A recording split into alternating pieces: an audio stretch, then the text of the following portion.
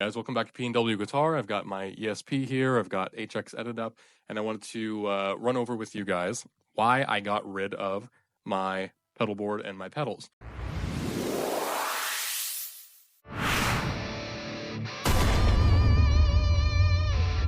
So what I'm going to do here is kind of recreate what my setup was live that I used my pedal board and my amp for, because I sold those a little while ago once I got the Helix and realized that I really didn't need them anymore. So the first thing about the Helix that I really like, number one, is that I can do stuff like this where I've got my studio monitor set up here, and I can just have the Helix plugged into my audio interface, and I can hear this, I can practice, I can turn the volume up as loud or as quiet as I want it. I've got an option to plug in 2 pairs of headphones into that as well, so it's fantastic for that reason. But the other thing I really like here, if I want to go through and show you guys, is that I can basically recreate the exact setup that I was using kind of within this space, save it, and then I can go and record with it, I can jam with it, do shows. I was kind of capable of doing everything that I could do here. So using the Archon type clean, which is very similar to the PRS MT15 amplifier that I sold after I received this, and I'm going to go through and add a couple of things in front of the amp. So the first thing I want to do here, and actually I'm going to put it in this space, is add this boost pedal. I'm going to use the Minotaur, which is kind of like the clone.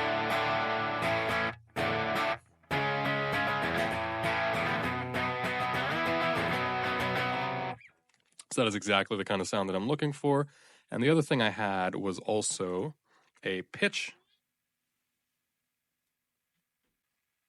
Okay, so I'm going to go through here, and I also used a pitch changing pedal. So I think here, if I just add something like this.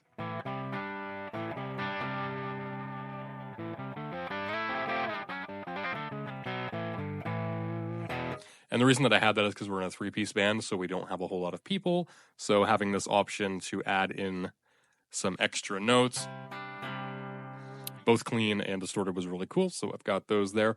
Now after that, obviously, I'd like to use a little bit of reverb. I really enjoy a plate reverb. So, oh, look at that. I made a mistake. So we'll add our pitch there. We're going to go here. Reverb is going to be plate.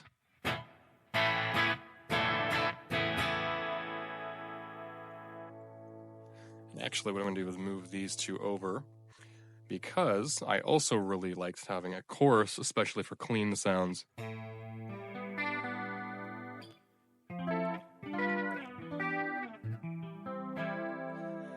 That is great. And actually, I didn't mind chorus with distortion in front of either.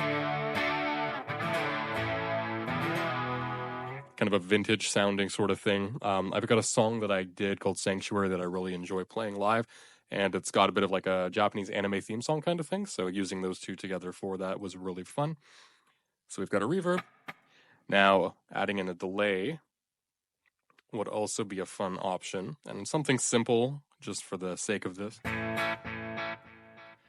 Now, level-wise, that's fine, but I think the feedback is a bit high, so we'll bring that down. Maybe the mix down a little bit.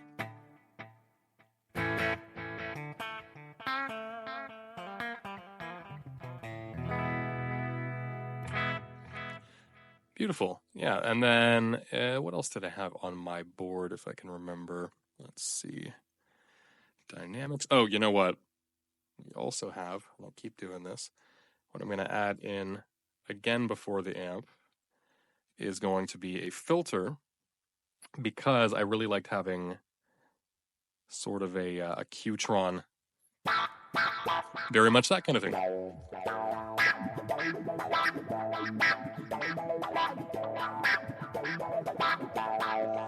So maybe with the delay that might be a bit much, but with the reverb, that's cool.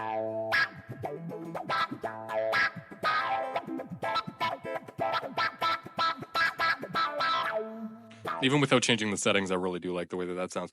So this would basically have been the kind of setup that I was working with for our live show. So I would have had a clean sound that would have effectively been something along the lines of this modulation pedal and the amp and the reverb and delay. So something along the lines of...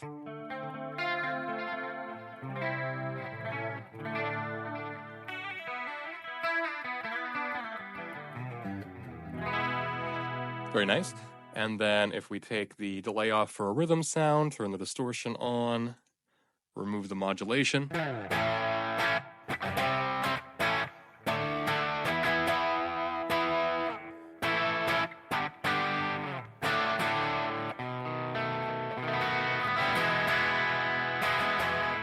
Which sounds awesome. And then if we added in the delay there, and maybe an extra boost of some kind.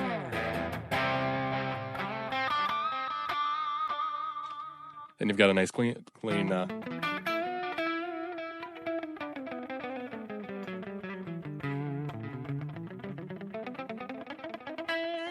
just a nice lead sound.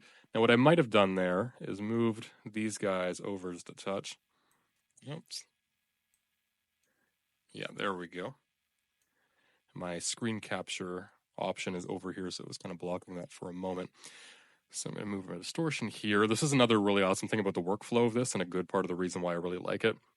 So what I'm going to do is add in a secondary distortion that's just going to be a boost, like the Kinky boost. Or maybe the Timmy, actually. That'd be good.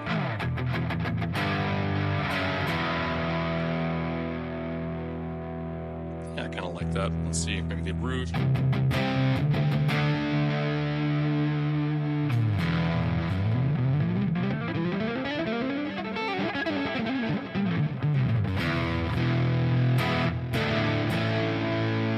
Yeah, and it was basically as easy as doing that to set up something that I could practice with, have a few different sound options. Just really fun, honestly. And the best thing about this for me personally is that I live in an apartment. So having the option to control volume, have a lot of different sounds on tap, not have to have a lot of gear when I'm gigging. It's great for recording. Like I can plug everything directly into my computer and get some fantastic sounds right off the bat. For instance, something along the lines of, let's see where to go. This is my favorite high gain patch I've got right now. This is the JP2C, like the John Petrucci. This is on the lead sound.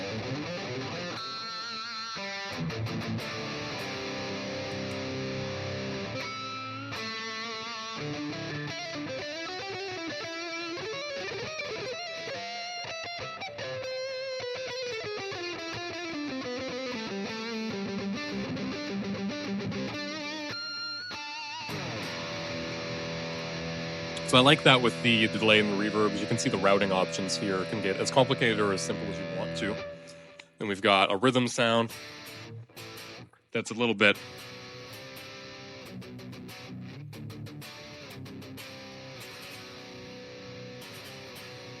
drier, and then we've got, like I said, a clean sound that's got a chorus on it that's nice. Let's see.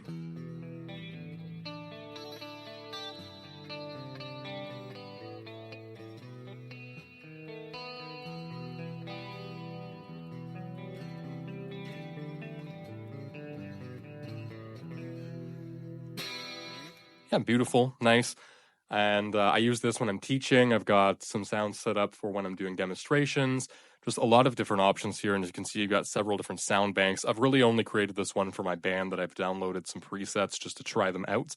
There's some ambient sounds. We've got some high gain sounds, song specific. We've got like an 80s metal ballad kind of sound here. So it's a bit more of a martially sound.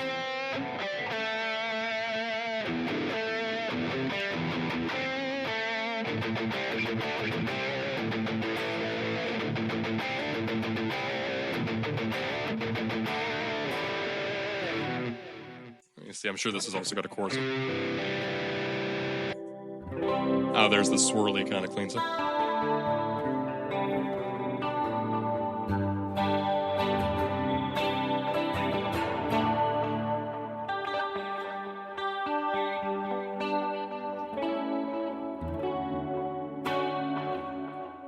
So yeah, like just really, really simple. I was using an amp, I was using pedals and a pedal board. I had a power supply underneath the pedal board. It was like a lot of stuff that I was carrying around with me. Even the amp that I had, the MT15 that PRS makes, fantastic amplifier, super portable. But even between that, my guitars, and then the pedal board, the setup and takedown time was way too long. I was constantly fiddling with the pedals and never quite happy with the sounds that I was getting. I tried the 4-cable method, running stuff through the loop and through the front. And at the end of the day, I realized after I had rented a Helix a few years ago and was thinking about it that now that I understood how to set up kind of the sounds that I was looking for, doing it with the Helix was just so much easier. And gigging with it, running it straight to the front of house, having no stage volume, so we could actually communicate while we're on stage with each other, getting great sounds right off the bat, and that were very, very consistent all the time, was something that was a really big deal to me. And it's just made my entire setup so much easier. And yeah, I just didn't feel the need to keep all that gear. And to me, now that I had something like this that I could use all the time, and I was using basically every day, um, I didn't see a need to keep hold of a lot of pedals. So at this point, I've downsized. This is the only amplifier I still have because of some sentimental reasons. I bought it years ago, and I'm just probably never going to get rid of it. I love it. And on top of that, I've got a DS1, a Blues Driver, and a Wampler Tumnus up on my shelf here, as well as my Vox wah pedal. Two of those are pedals that I started when I first started playing. I received as gifts from my current wife. I'm saying current like I have a future wife. I don't. It's she was my girlfriend at the time. She's my wife now. She bought the Blues Driver and the Vox wah for me because I was very into like Jimi Hendrix style, just kind of like blues rock. Still am, and those sounded awesome. And as much as I don't really use those that much, they also have sentimental value, so I don't see any reason to get rid of them. The DS1 is a super cheap pedal, and honestly, like if it comes down to it and I just need a distortion sound really quickly, it's the perfect pedal for that. And then the Wampler Tumnus I bought from a friend. It's a great sounding pedal. It's got a lot of different options, and I really like distortions.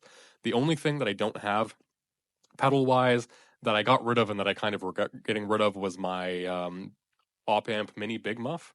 So like the Billy Corgan one that Electro Harmonic sells, they're like $70.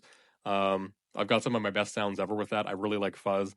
Little bit regret getting rid of that one because the fuzz sounds in the Helix or maybe its only real weak point. But outside of that, I'm very happy with everything that I've been able to do.